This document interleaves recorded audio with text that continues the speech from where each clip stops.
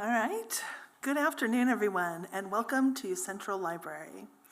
I am thrilled to introduce our Creator in Residence Showcase. This is a celebration of our second round of creators here at the Los Angeles Public Library.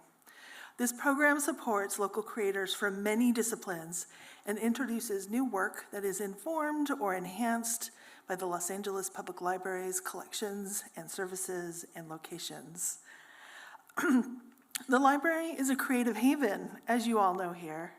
And it is a place, of course, where the community can not only have free and easy access to information, entertainment, ideas, but it's also a place to create and share your own story, and to see ourselves as part of a larger story in our community. And these projects are such a beautiful example of that.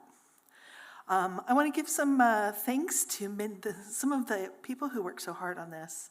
I want to start out by thanking our team leads, the Library Foundation of Los Angeles, Director of Special Projects, Todd LaRue, is up there somewhere? And from the Los Angeles Public Library, Senior Librarian Christina Rice, who's in charge of our photography department.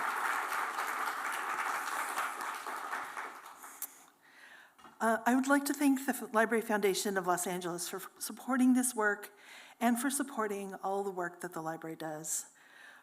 Funding for the Creators in Residence comes from an endowment provided by the Lenore S. and Bernard A. Greenberg Fund and support from the Los Angeles County Department of Arts and Culture. The Library Foundation supports LAPL with fundraising, advocacy, and innovative programs. And this residency is a really good example of the way that we work together. The Foundation's ability to tap private support helps us invite more Angelenos to engage in the transformative work that we do here at the library. So through an open call, the LAPL received almost 750 applications, ranging from filmmakers to poets, cultural historians to composers, and beyond. They were widely reflective of the incredible creative talent that we have here in the city of Los Angeles. And it really highlights the diversity of our communities and how the library captures the imagination of everyone. I'm really thrilled to introduce our two creators that are here with us today. First, we're going to start with Andy Crocker.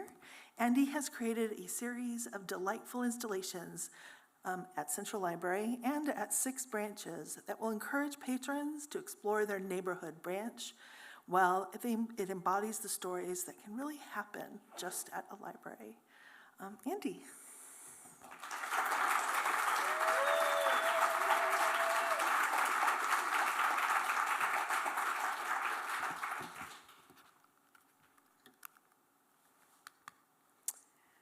Hello.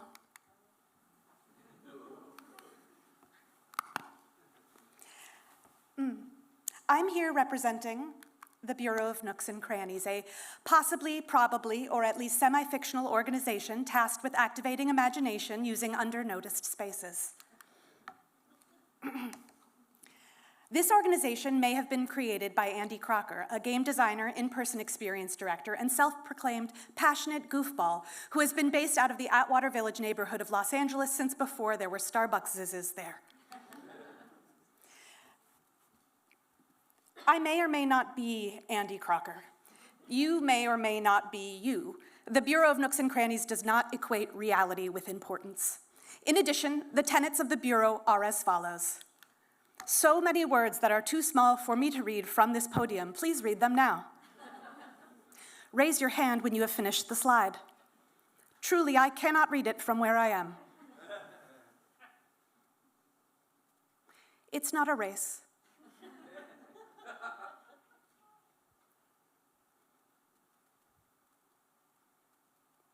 Excellent. You may lower your hands, please, and thank you. There are more tenets. When you are finished with the slide, please raise your hand. It is not a race. If you too are having trouble seeing, you can have someone whisper it to you.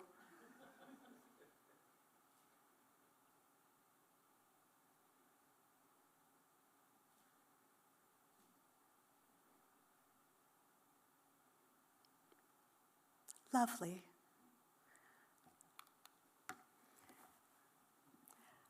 Oh, I already said the part that I may or may not be myself.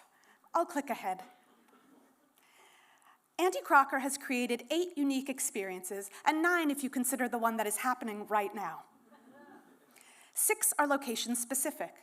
They take place at Atwater Village, Baldwin Hills, Chatsworth, Lincoln Heights, Pacoima, Vernon. She's also created 2 audio experiences, one at Central, which is here, and the other that are able to be experienced at all 72 Los Angeles Public Library branches. Oh, yep, slides. I'm very good at them. Here they go. Yes, that's a lot of branches. This would have been funnier if I clicked the slide at the right time. If you would like to raise your hand instead of polite laughter, you may do so now. Lovely. It's not a race. I'll give you one more chance. A polite laughter hand raise? Thank you. My confidence has been boosted. If I click the button that makes the thing go down, then I get the correct slide. Thank you for your patience, please, and thank you. The Bureau has asked me to address some frequently asked questions. What are these experiences? Wonderful question. The branch-specific installations are kits that you can check out filled with prompts and tools to facilitate an open-ended journey. Each installation is inspired by the location's architecture and, as the young folks would say, a general vibe. The audio experiences are much like an audio tour, but less cold, hard facts and more warm, squishy feelings and thoughts. Is it for kids? There is nothing particularly inappropriate for younger folks, but I will state that they are designed for those who have less frequent access or encouragement to play and imagine for whatever reason that may be. Are they games? No. No, they are not games. We find them best described as an open-ended creative prompts, but that seems a bit dry. So they are mischievous meditations through imagination. There are no wrong answers. If that sounds soothing to you, please raise your hand. It's not a race. Thank you. How many puzzles are in the experience? 0. Lots of things to discover. 0 puzzles. There are 0 puzzles. Puzzles tend to have one correct answer, a key for a lock, a word for a cross, spelled correctly. These, the Bureau of Nooks and Crannies, we strive to have infinite answers, so there are 0 puzzles. Oh, spoilers, that's what comes next. So there are 0 puzzles, unless, of course, you consider waking life in a chaotic, unpredictable world to be a puzzle. And that is an understandable philosophy, and in which case, there are also infinite puzzles. But how do I win? Oh, friends, how do you win at playing pretend? How do you win at looking at a painting? How do you win reading a book?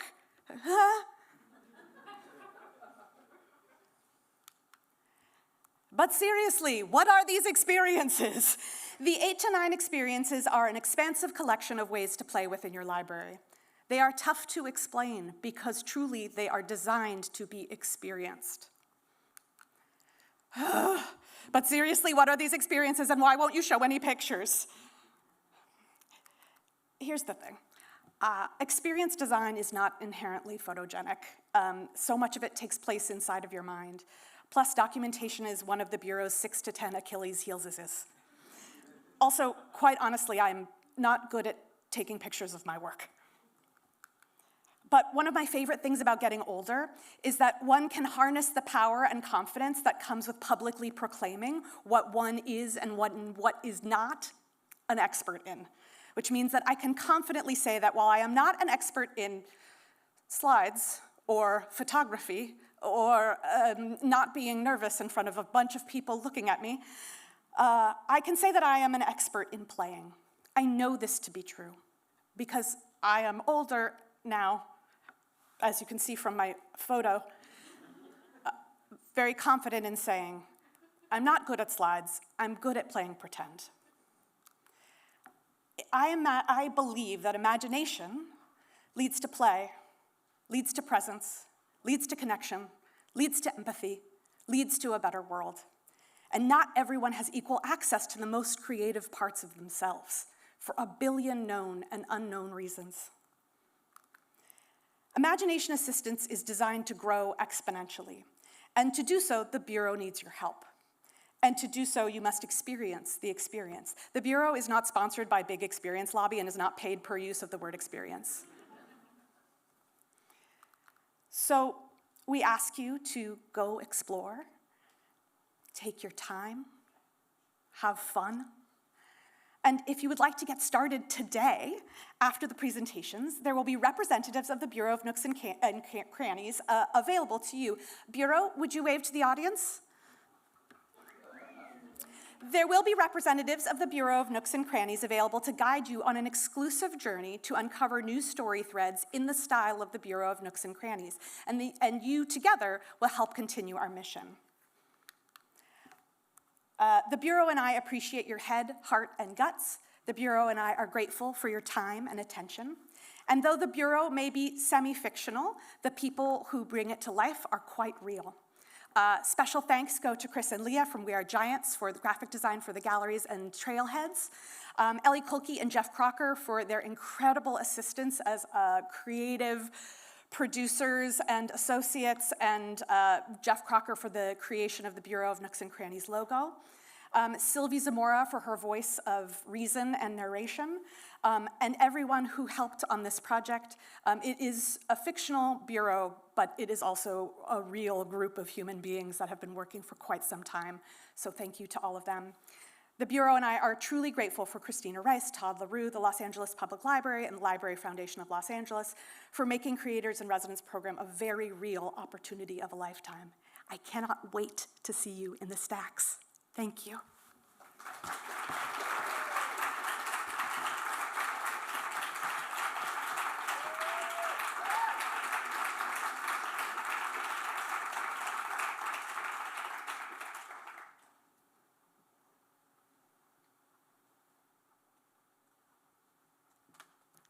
Thank you so much. I'm so excited about this. Next up, we have Shing Khor's Creator in Resident project, which is expressed in 4 unique maps and 1 marionette, which were all inspired by library staff or collections. Well, that only scratches the very tip of the surface there. Shing will lead a panel discussion with photographer Louis Jacinto and library staff members Robyn Myers and Nydya Mora, who all served as inspiration for these maps, which are currently on view in the first floor galleries at the Central Library. And I welcome Shing up to the podium. There you are.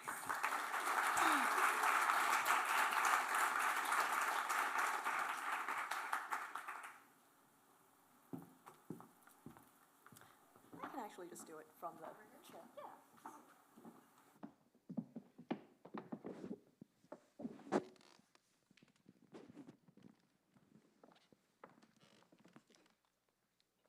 Hello, everyone. I have also designed 0 puzzles.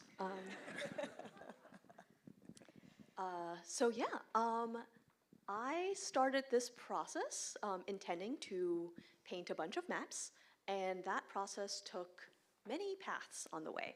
So right here, I've got 3 of the sources of inspirations for my maps. I got my introduction, so I will introduce them to you. So the very first person that I was connected with was Robyn Myers. And that was because I felt that making a map of branch libraries was going to be a very easy first map to start with. Spoiler, it was not. But I was introduced to Robyn because the moment I started talking to people, everyone kept on saying, you have to talk to Robyn. She knows more about branch libraries than literally anyone else at LAPL. Greatest depth of institutional knowledge. And I was like, great, I will talk to Robyn. So Robyn's worked for the library for over 4 decades, and her job description is technically facilities manager, is that right? Yeah. But as she puts it, my job is, I can't find paper clips in the new supply guide to my building is on fire. I've been using that quote a lot because it's fantastic. And in the process of talking to Robyn, it became so incredibly clear to me that these maps weren't really going to be maps about places. They were going to be maps about people. So the LEPL branch library map very quickly became the Robyn Myers map. The Robyn Myers map talking about branch libraries, so we still got all of it in there. And so all the maps became about people and their very specific interest, because that was what was interesting to them and that was what was interesting to me. So after I met Robyn, which completely redirected the focus of my maps, I asked Christina Rice and Todd LaRue, who are both incredible guides and collaborators, I asked them to point me in a few directions. And that sent me down so many rabbit holes. This entire process has just been about running down rabbit holes. But I ended up at Louis Jacinto and Nydya Mora. Sorry, I realized I'd been pronouncing it incorrectly for a while. So Louis is a photographer and artist, and I became interested in his work because he's donated about 3,000 negatives and contact sheets to the Los Angeles Public Library. So we have a Louis Jacinto collection, which is fantastic, and you can go look at it. It's in special collections.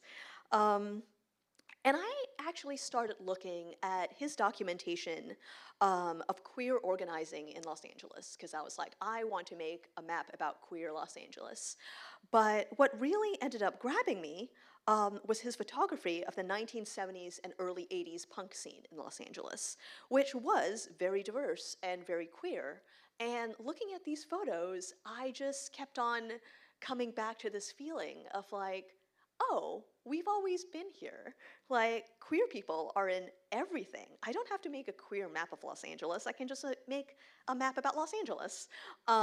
So anyway, I made a punk map of Los Angeles because that was Louis's work, and it's incredible, and we'll talk more about that. I'm going to be asking them so many questions after I finish introducing everyone.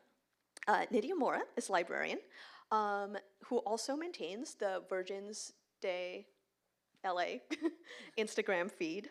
You should all pull out your phones and follow it right now if you don't already. And she's been photographing Virgin de Guadalupe murals and altars around Los Angeles since 2012. And I was drawn to it because it was absolutely gorgeous, but it was also this incredible and extensive archive of a constantly changing Los Angeles, while still so deeply rooted in culture and tradition. And I'm a different vein of immigrant, but just it was just this lovely focus on immigrant culture that I really wanted to focus on in my maps. So we're now actually going to start our conversation. If all of you could, please tell me about your art and your work, past and present, and also your relationship to the Los Angeles Public Library. And we can start with Robyn and just kind of go. Okay, excuse me. I've worked for the Los Angeles Public Library off and on since 1976. I started as a messenger clerk and spent the last 36 years as a facilities manager for Los Angeles Public Library. At one point, I was the move coordinator for the library department when we were building all those buildings. I have moved over 180 times. The library has always been part of my life, so I really can't say where it began, and certainly it continues. But that's basically my story, is that I've always worked for the city and always worked for the library department as much as possible. It's been quite an adventure. All right. Hi, I'm Nydya. I am the one that takes the pictures of the Virgens de Guadalupe. I'm an outreach librarian for the Los Angeles Public Library. I've been doing that for a little over a year now. But I've been in libraries ever since 2016, 15. I grew up in LA. Growing up in LA, I saw these murals everywhere, and that really inspired me to photograph these, start documenting these images that were so unique, and I grew very fascinated by the uniqueness, the creativity that she inspires in people, and just started snapping them for the culture. Hi, I'm Louis Jacinto. Originally I'm from Bakersfield, California, and I moved to Los Angeles in 1975 to start my third year of college. And the first person I became friends with was Gerardo Velasquez. He was a fellow student. And we hit it off immediately because he had every album by Yoko Ono, and so did I. So 2 years later, when punk rock happened, Gerardo and I agreed that the kids had finally caught up to Yoko Ono. And that began our punk journey. I love that. Thank you. Nydya, could I ask you another question? When I was working on your maps, one of the very first things I asked was, what area can we narrow this down to? Because you've been photographing everywhere in Los Angeles and Los Angeles County. You had thousands of photographs at that point, still do. And I was like, I cannot make a map of thousands of these. So we were trying to narrow it down to a specific area. And can you tell me why you suggested Boyle Heights, as well as the context for that suggestion? Yeah, so Boyle Heights is this wonderful neighborhood, rich in history and culture. And I started seeing, cultural erasure happening in the name of economic development. And that really brought to the forefront like the issue of these cultural erasure happening within these communities. So it's a complex issue, like super complex issue, but the reality is we need to do better for our communities to preserve the culture that is here today. And I think my project is an extension of that to help preserve these communities and, we're here. Yeah. We're here. Louis, I got a question for you. How has your earlier documentary work, both the punk photographs and Latinx queer organizing movements, how has that influenced the other artwork you do now? And if you could talk about some of the artwork you do now, I would love everyone to hear more about that. When I started photographing, we used film, so it wasn't digital. And I was in college, broke, so every shot had a count. I couldn't shoot like 20 pictures like we do now and, cross our fingers that one will look good. So because of that, because I was poor and in college and really needing to make sure that every photograph counted, I think that trained me to have a sharper eye of what I was looking at. And my goal was not to do documentary work, although, of course that's what was happening. My goal was always to make art. And I wanted each picture, regardless of the subject matter, to look like a piece of art. Now, whether it did or not, that's up to the viewer. But so I find that this punk stuff and the community organizing stuff that I did in the 80s after punk for me, I still see it as fine art, my version of fine art. Currently, and you want me to talk? Currently, I'm in 2 museum exhibitions, one at the Bakersfield Museum of Art. It was kind of like a homecoming, because that's where I'm from. And it is called Resonantly Me, a Queer Invitational. And the museum reached out to me, and they wanted 2 photographs from my mannequin series. It's a series where when I travel, I go to that city's version of Beverly Hills, and I photograph the mannequins in the high-end boutique. And I do that because for years I have been bombarded with, Louis, if you just had the right hairstyle, the right body shape, the right clothes, the right shoes, you will then be complete and fulfilled. Well, now I am, because what I do when I photograph these mannequins with the perfect body, in the right clothing, I digitally put my head on them, and I am now complete. So some of the images look beautiful. Some of them look like maybe someone has had too much plastic surgery, trying to hang on to our youth. The other museum show is at the Vancouver Art Gallery Museum, and it's an exhibition called Copy Machine Manifestos, Artists Who Make Zines. I never made zines, no offense. But my friend Gerardo, who I mentioned earlier, he made zines for his punk band Nervous Gender, so his zines are in the exhibition, and 3 of my photographs of Gerardo from 1978 are right next to his zines. And then another exhibit that that just closed yesterday, a gallery here in town.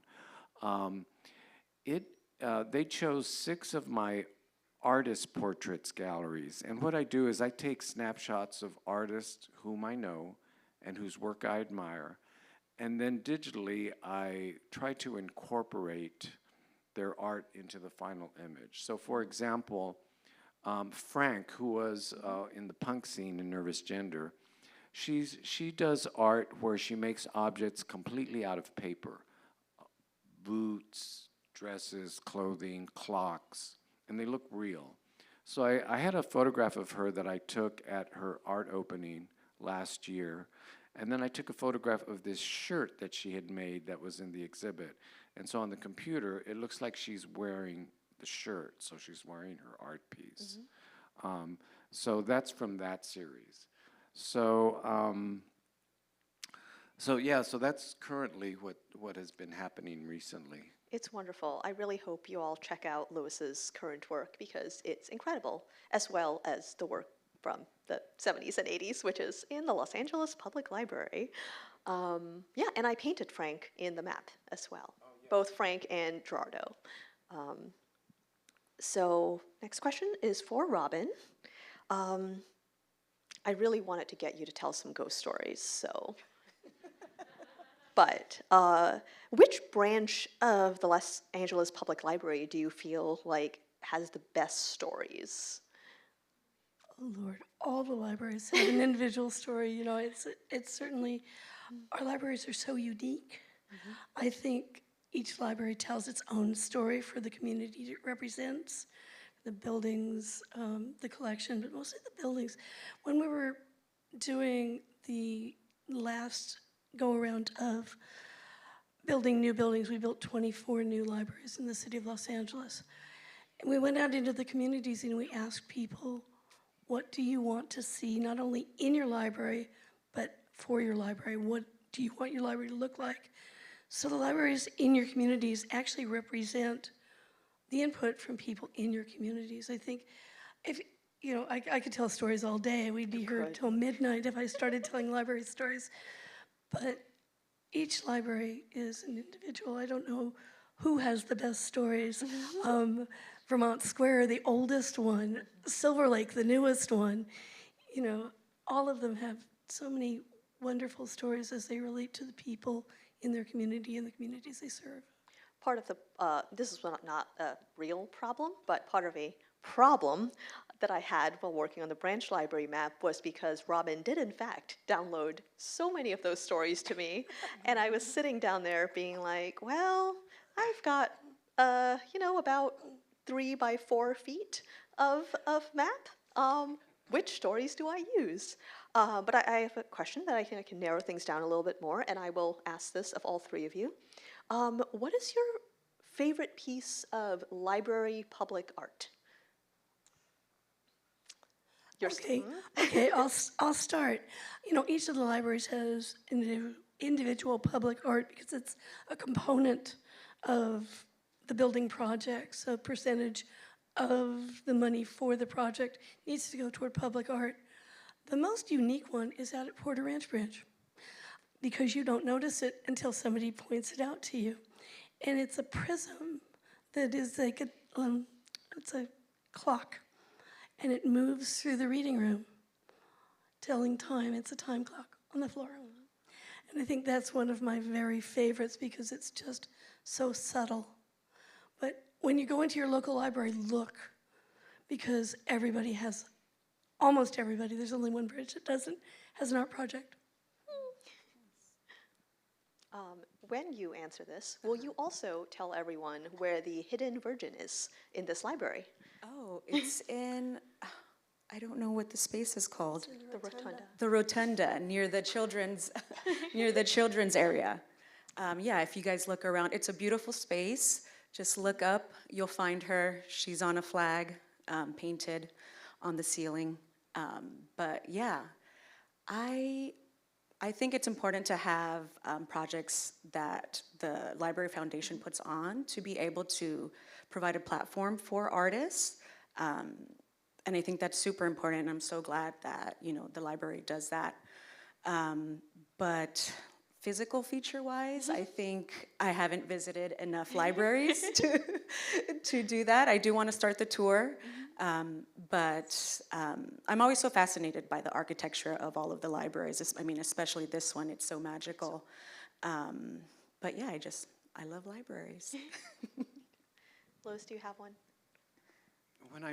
When I first moved here, I lived on, I believe it was called Madison, and I think there's a branch on the corner of Madison and Santa Monica.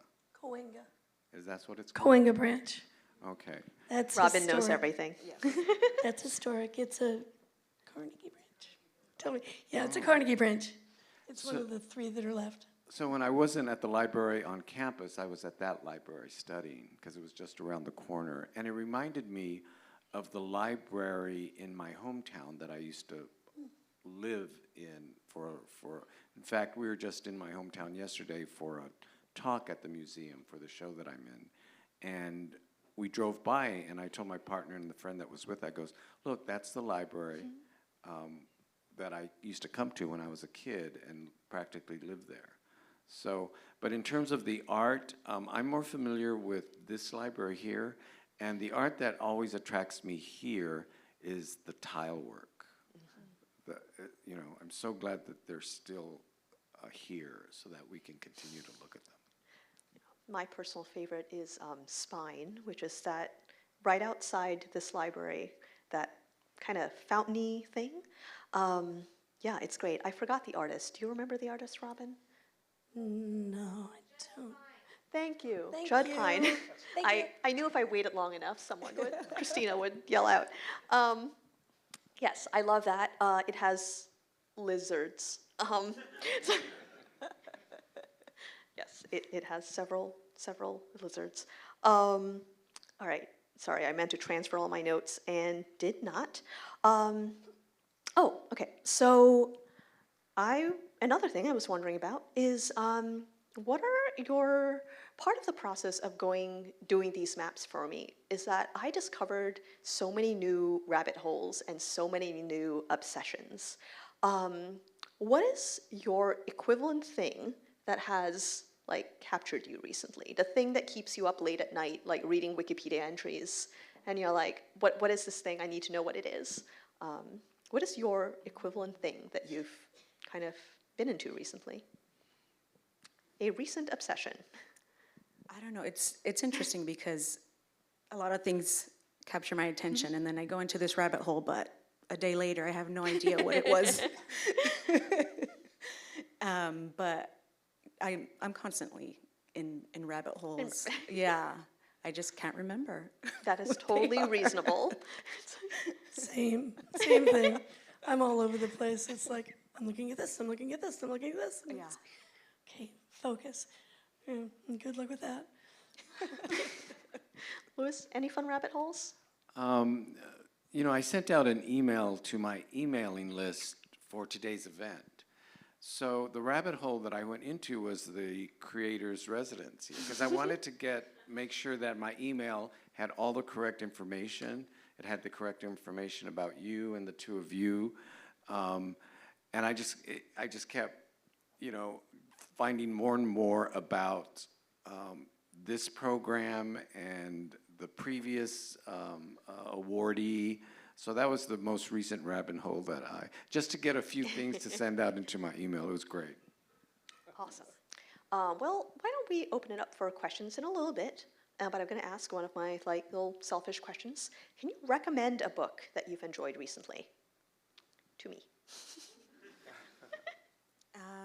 I've been reading The Night Will Find Us by, I think the author's name is Mark Leon. It's a thriller. I'm a sucker for horror and thrillers. Oh, me too. And yeah, since page 1, I've been tearing it up. Yeah, it's so good. Robyn, I know your email address is like bookworm something, so Oh, yeah, my feel like address you is bookworm. got this. Yeah, because I was following the summer reading program, one of the challenges was to find a book based in Los Angeles. And I just finished the bookshop of yesterday's, bookshop of yesterday's. It's set here in Los Angeles in a bookstore. Big surprise. I cannot remember the author. I'm really sorry. I'll send it. We can all Google. We can find it. But yeah, it's based on a woman inherits a bookstore from her uncle who has left a scavenger hunt to tell her something she needs to know. That sounds wonderful. Yeah, it was really good. Yeah, yeah. And no, very really. Los Angeles, very Los Angeles. Well, we can look up the author. I wonder where we could find someone who could tell us who wrote a book in this room. Thank you. Louis, any books recently? Well, I always like to recommend the book that will expand your mind without having to take any kind of substances, and that's Grapefruit by Yoko Ono. Yep, I love that book. I teach that book. I think I was talking about it with you when we did our interview. Yes, second that recommendation. Yeah, and before we jump to some questions from the audience, will you tell everyone where we can find your work? Like website, Instagram? I know I keep on talking about yours, but yes, where can we follow you? So I do have an Instagram page. That's where I reignited my project, so I won't lose my pictures again. So I do post on Instagram, and the Instagram is Virgens de Los Angeles. And yeah, that's where I post my images. Robyn? I don't have a webpage. You can just say, you can visit every branch library Yeah, of the go Los ahead Angeles go Public ahead and Library. tour the Los Angeles Public Library. You'll see what I'm This is Robyn's work. working at. What I'm working at, except for this building. This building wasn't mine. But yeah, go visit your local library and take a look at it. Look for the art in your local library, and look at the architecture of your local library. The architecture of each of our buildings is a little different. We're not cookie cutter. We're not, in the 1957 bond, they created buildings that looked exactly alike. There were twins and triplets. When we did it this time, we did it individually and addressed the needs and desires of the communities. Take a look at your local library because your neighbors had input. Oh God, I just remembered that I really wanted to try and get you to talk some smack about the Hollywood Library. Oh, please, don't get me in trouble with my boss, okay? Your boss, you're semi-retired. I'm semi-retired, and the Hollywood Library is not my favorite building. I'm sorry, I'll just leave it at that. That's And if you want reasonable. to talk to me off the record, I'll talk to you off the record about why, but There is also an oral history interview with Robyn. Oh, yeah, and I probably and out you can myself find in that it on the library website. It's with James Sherman, and yeah, it's a great hour-long listen if you want to learn more about the history of our branch libraries. Louis. As you can see, I've been talking about Yoko Ono for a bit. So I go by the name of Ono Dream. That's ONODREAM. And you can just punch that in at your favorite social media platform, and I should pop up. Cool. I'm now a little sad that I wasn't wearing one of my favorite shirts, which just says John Lennon broke up Fluxus. That's also a great shirt. All right. If anyone has any questions, ask. Oh, yeah. Todd's back there with a mic, so raise a hand if you've got a question. I cannot see anything, so. Hi. I live in Lincoln Heights, and Robyn, thank you for your dedicated service to our library system. Is there any brief story you want to tell us about the Lincoln Heights Library?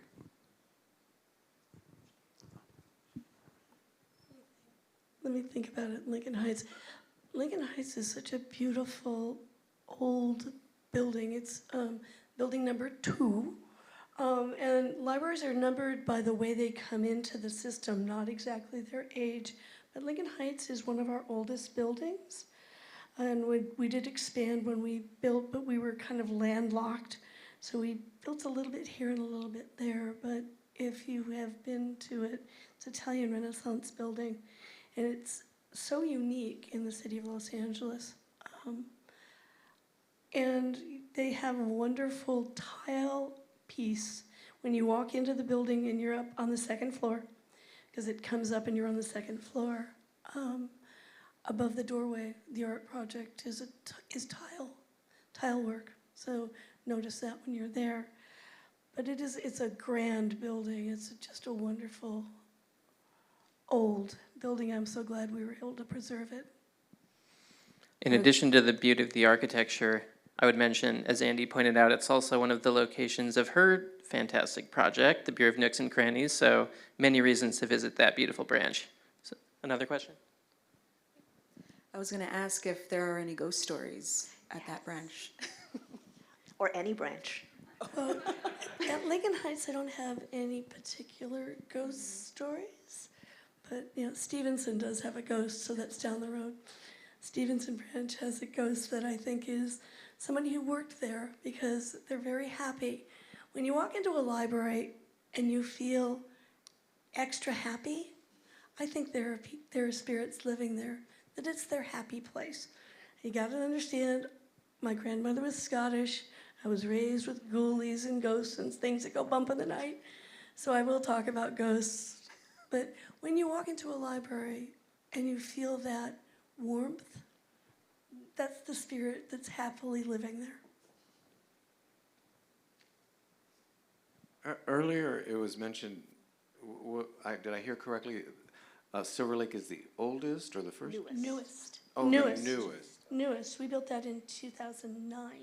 Because I was trying to think, where is it? And then right now, before asking the question, I thought, oh, it's that new modern one, I think. Yeah, on it's the Glendale. brand new one on Glendale, yeah. It's very nice. And that is our newest branch, and it's 15 years old. This November, it'll be 15 years old. So our buildings are very old. I can't come up with the number off the top of my head, but the Vermont Square branch is our oldest building. 48th and Budlong. Question over here. Hi, Shing. Thanks for the great panel. But since the little toot is on the slide, can you talk about the marionettes? Yes, so when I pitched my project to LAPL, I actually pitched both a map and a marionette project. And by the time I was called in to actually give my presentation to the 6 real-life people, I was like, I cannot carve a pile of marionettes, so this is just a map project. So I narrowed it down at that point. But through this process, I realized that Christina Rice was actually the curator of the York Marionettes exhibit that was at LAPL, 2 years ago? 2-3 years ago? It was actually where I went on a first date with my partner, Olive, who's over there.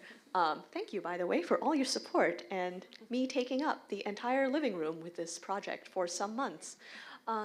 But Christina was just so marionette enthusiastic, and every meeting we had, she was like, a marionette?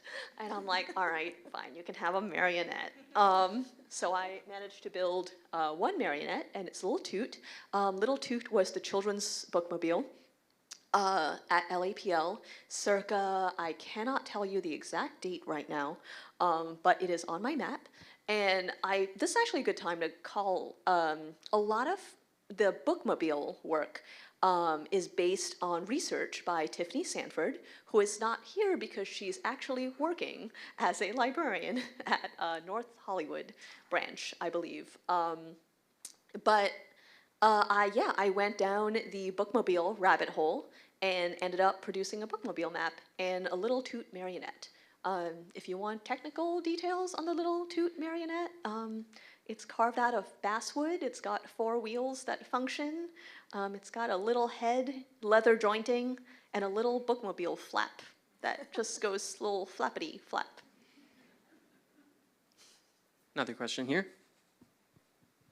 Thank you so much for running around, Todd. This question is for Shing. Where can we find your maps and the Little Toot marionette? In the first floor galleries. So if you start from the checkout desk in Central Library and kind of walk towards the new building, you'll just kind of walk across it. You had to walk past it to get here, and you'll have to walk past it again to get out. So Oh, it's- wonderful. It's on either Follow side of the red hallway. brick. Follow the red brick and look to either side and you'll see it. Yes, it's there. And the exhibit includes a lot of my process as well, and kind of me narrating through my work as well as everyone else's work. And that's part of the reason why I wanted to have this panel where I got to talk to them, because I've already said plenty about my work. It's on the walls of the actual gallery. Yeah, that's where it is. I actually had one more question for Louis that why did you decide to donate so much of your work to the LAPL? I'm 68 now, so my family lives forever. They can't kill us. So I still got a few decades left. But I was thinking that, when I keel over, because the work isn't digital, it was on negatives, it could easily end up in the trash bin. My family's not going to know what to do with it. So my partner said he had already donated some stuff to the library. And he said, well, why don't you give your negatives to the library? That way they will live on long after you're gone.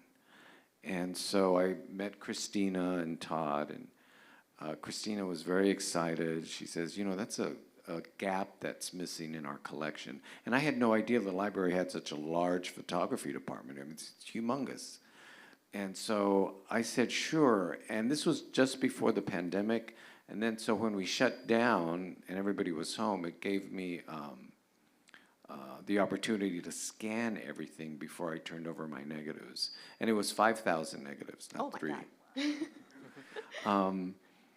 But I wanted to live on. I didn't want it to get lost. I wanted it to continue so that people can access. And actually, I'm very surprised and humbled that people have been accessing it.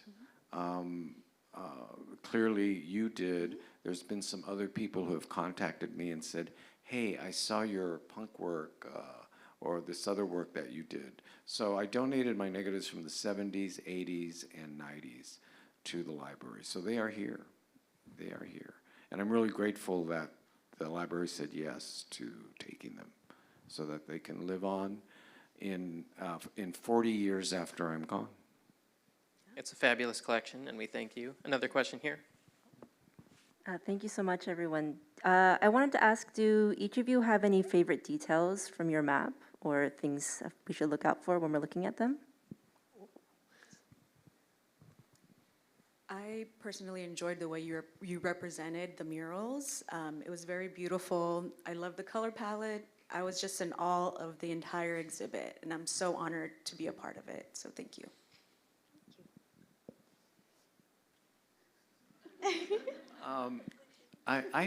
When Shing contacted me and we had a Zoom interview and then some follow-up emails, I still wasn't quite understanding what she was going to do.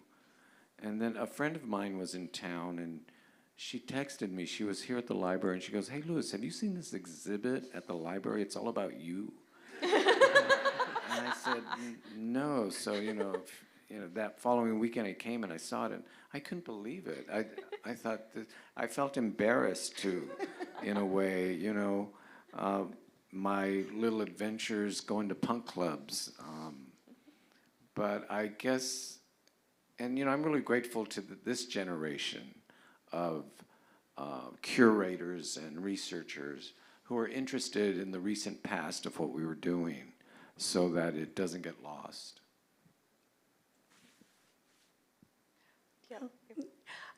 It's kind of the same. I was honored to look at it and see all the little teeny tiny details through the map. There's a drawing of someone pushing a book cart. Take a look at the smaller details that make it unique and charming and lovely, and thank you very much for your work. I can totally answer about my favorite little details on the maps. So for Robyn's map, two of my favorites are, yes, the little robins running around, but also there's a detail over Robin's head, and that is the arch on one of the entrances, like one of the old entrances of the Los Angeles Public Library. And I'm telling you this because I absolutely forgot to label it on the map, which I only realized when the slide popped up.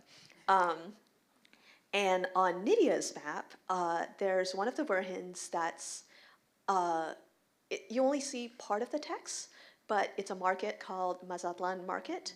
And part of what I really wanted to do with all of these illustrations was put them in the context of where they were. So that was one of my favorite little details in that map. Also, the little Nydyas running around. Louis's map does not have little Louis's running around. But, and this is in the exhibit too, but one of the things that was in there is a little matchbook from One Way, which was a gay bar that played punk records. And during our conversation, I was like, I can't find anything about this bar. And it was Louis that actually pointed me in the direction of the One Archives, which this is going to be a little roundabout. Todd LaRue, about 3 or 4 years ago, curated an exhibit that was all about collections. Will you please remind me what it was called? 21 Collections. 21 Collections. I could not remember the exact number. It was amazing. It was one of my favorite exhibits I'd ever seen at LAPL. And one of the collections there was matchbooks from gay bars in Los Angeles. And they were all donated by the One Archives at USC, or from the One Archives at USC. So I went back to those archives, and those archives had an image of the matchbook from One Way, the gay bar. So it was kind of this little library resource archive loop, but that gave me something to put on the map to represent that place. So I really enjoyed that fun little rabbit hole process and how it connected so many things, including like Todd's curatorial work, which was really fun. So those are my three fun little One thing details. about that bar was we would go to hear the bands to hear the punk music because it was not being played on the radio at all. So this was the only place that I was aware of that they didn't play disco. They only played, not new wave, they played punk. So we would go there and just revel it, because it was either there or our own records or seeing the bands live. Any final questions? Oh, sorry. We'll take one more here. Oh, hello. I am someone who moved to LA about a year ago, and I'm still learning how to love this new city. And I was wondering if you could recommend me a library branch that you feel like showcases something you love about Los Angeles. You can only choose one. That's not fair. There are 72 of them. 72 branches and the beautiful Central Library. Start in your neighborhood. It's going to recommend you to start at your closest branch. Find it, go in, and see what they are offering you and your community. I like the little garden and Little Tokyo branch. It's got a real, there's something special about that garden. Is it like, I think it's rainwater, like it only uses rainwater, which is very unique in Los Angeles. But yeah, I think it's an actual functioning like food garden that they have in Little Tokyo. That's really lovely to me.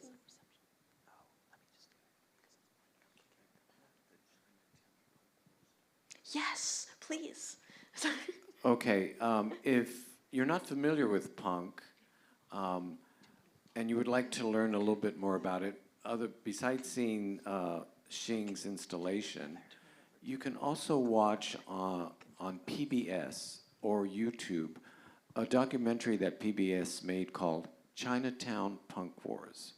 And it's a documentary about these two restaurants in Chinatown, Madame Wong's and the Hong Kong Cafe, who used to book punk bands.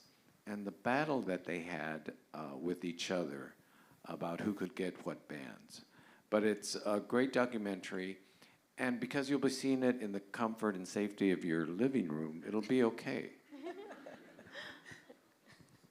And that's streaming on PBS or YouTube. Nydya, do you have a favorite thing about a branch? The one you work at. Tell me the one you work at. So my office is at the Mid-Valley branch. It's a great branch. It's actually the second largest facility, right? Yeah, it's the largest branch library in the system. Branch library in the system, Right. yeah. But because I'm an outreach librarian, I'm constantly out in the community. But I do want to take the time to visit more branches because I've only visited a handful during my time here. But yeah, I do want to visit. And a small thing about Mid-Valley Branch, it originally was the bookmobile hub for the valley. That's where bookmobiles were based that served the Valley Bookmobile Unit. And when we stopped bookmobile service because there were a variety of reasons, we turned it into a shipping hub. But that originally was designed to house our bookmobile unit. Did not know that. I have another bookmobile-like related thing, which is after this, we're going to be signing posters. You can have free posters. But another thing is that I made a bunch of little bookmobile pins, and I'm trading for book recommendations. So come over, give me a book recommendation, I'll give you a pin. And I have a little Easter egg, which is the backing for this bookmobile card is my map. But if you remove the pin, it's actually the location of the Van Nuys branch, which was also a bookmobile hub. Right. Before we built the Mid-Valley Regional Branch, the bookmobile was housed at the back of the Van Nuys branch in the Civic Center. So yes, got a bunch of bookmobile nerds over here. Yeah, so I think that, is largely our time. Thank you all so much for both serving as my inspirations and your generosity of time and letting me dig into your work and your archives. I deeply appreciate it so much. I learned so much from talking to you all, and this was truly an incredible experience. And I'm not done. I'm going to continue digging into and following your work. Thank you so much to Christina Rice and Todd LaRue for being just incredible guides and collaborators. So much of this project felt like it was really driven, and it was just so driven by them in a way that I don't think it would be the same project without them. And thank you to my partner Olive for putting up with my very painterly messes and being there throughout this entire process. And to Chris and Leah for putting together the incredible installation.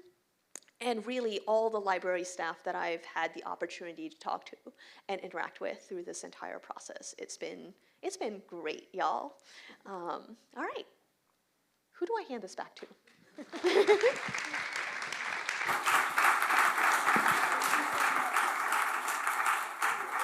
Oh, you just said it on this area. Thanks so much. Hey. Thank you so much. That was absolutely wonderful. As a child and also as an adult, one of my favorite activities in the library is to walk through the stacks and kind of drag my fingers along as I go and pull a book at random and learn something new. Something about frogs, about cooking zucchini, space telescopes, freeway design, architecture in Hawaii, the history of Peru, whatever it is. Just kind of flip through a book, learn something new, put it back where it belongs, continue on my journey. These projects to me capture that same sense of wonder and delight and discovery that you can get in the library. I want to thank both of our creators for bringing their talent and their creativity to provide new perspectives, new experiences, and new stories to the people of Los Angeles. Please thank me one more time in thanking them. Please join me in thanking them one more time.